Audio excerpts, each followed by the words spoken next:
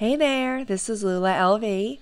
If you would like a behind-the-scenes look at the Louis Vuitton Fall/Winter 23 runway show from Paris Fashion Week, then this video is for you.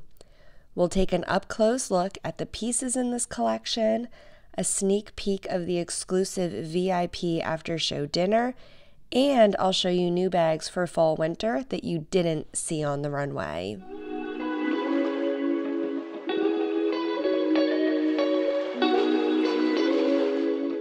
I messaged an acquaintance of mine who attended the runway show for his impression of the event, which was staged at the historic Musée d'Orsay in Paris. He told me that the excitement in the room was undeniable as Nicolas exceeded every expectation once again, an incredible venue and an amazing collection. He went on to say that the atmosphere at every Louis Vuitton runway event is always an elevated experience, but this Fall/Winter 23 was electrifying with the cityscape inspirations against the backdrop of the Musée d'Orsay. The cityscape inspirations my friend refers to is the Runway Set designed by Philippe Perregno and James Chinland, whom you may remember designed the extravagantly oversized flower installation for Louis Vuitton's Spring/Summer 23 runway show.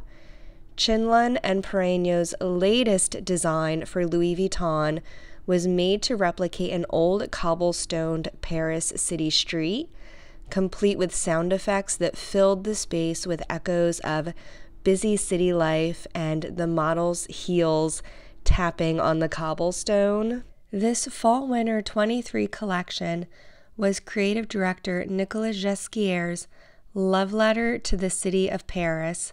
This collection sought to answer the question, what is French style? As reported by Nicole Phelps for Vogue Runway, Ghesquier said of that question, "It's an ambitious question, but being at Vuitton, you have a certain responsibility because the name of the brand is so strong in the world." And so Ghesquier asked his team of international designers for their interpretations of the question, what is French style?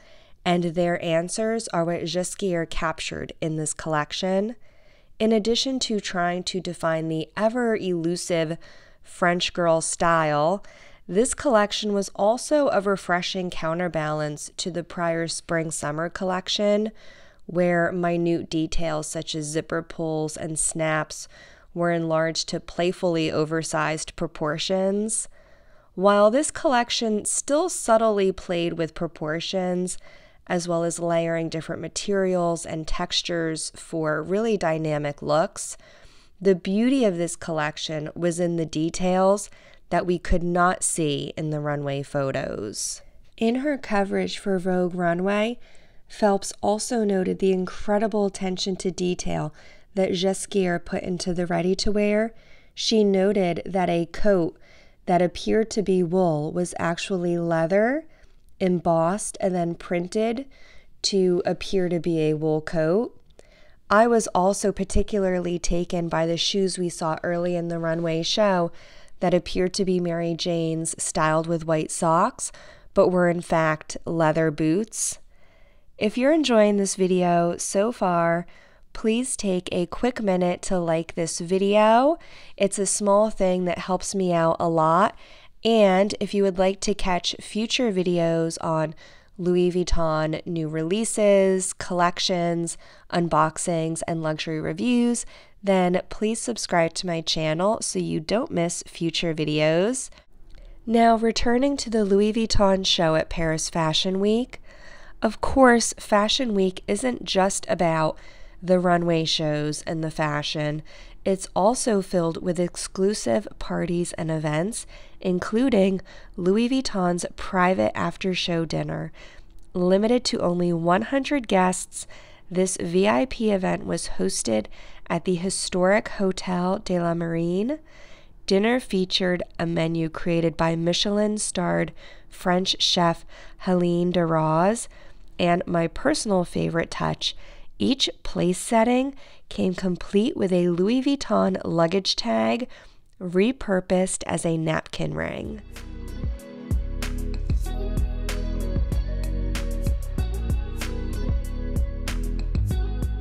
This collection included a really wonderful mix of brand new bag styles along with fresh interpretations of classic Louis Vuitton bag styles.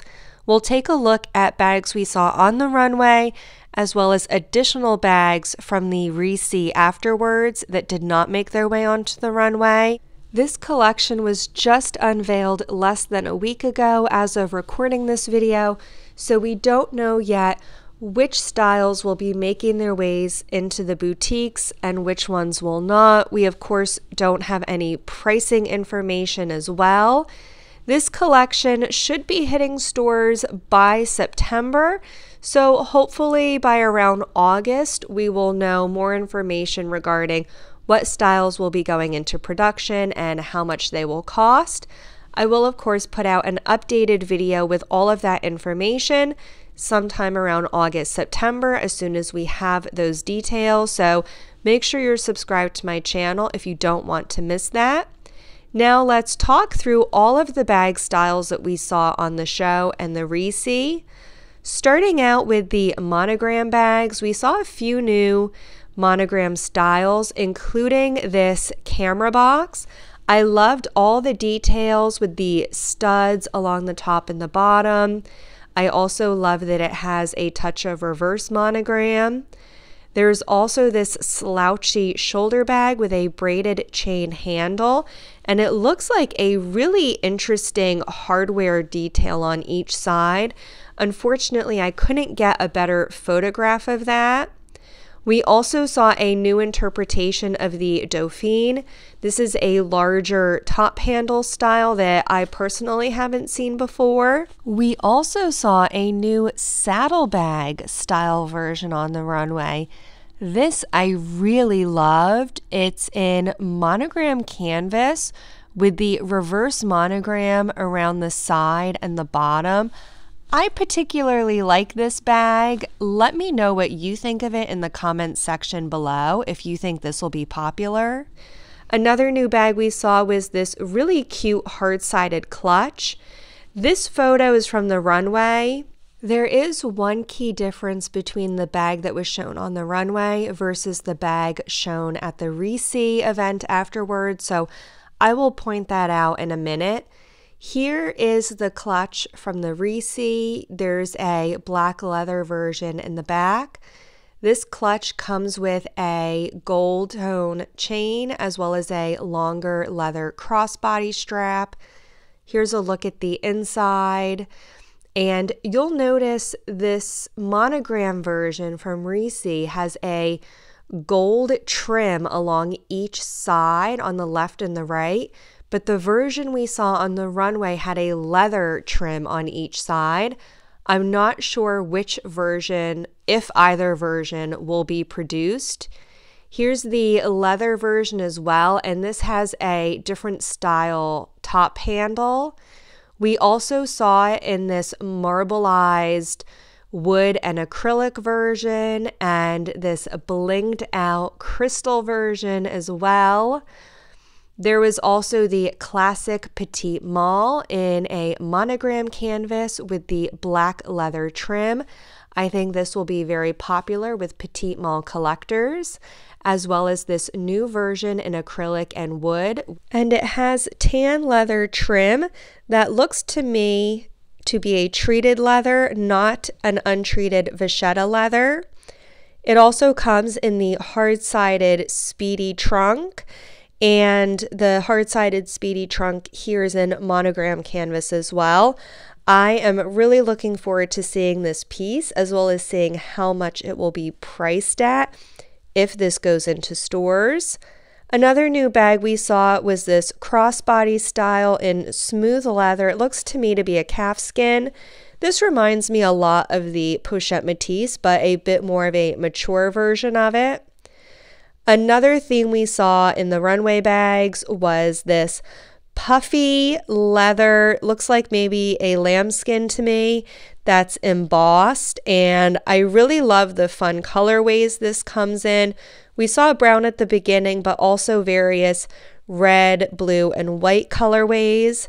We also saw the puffy leather come in the Alma. This to me looks like the Alma MM perhaps.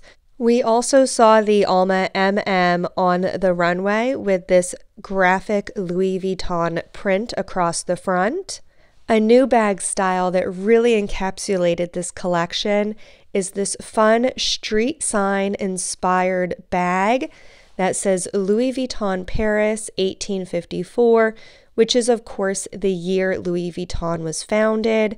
We also saw this design at the Reese on trunks, as well as this small clutch, which I could definitely see showing up in stores. It also appeared on a luggage tag as well as a card holder and this really cute bag charm. All of these pieces, especially the smaller ones, I can definitely see showing up in stores. Here's another look at the clutch. There were also high-end bags at the Reese, including various capucines.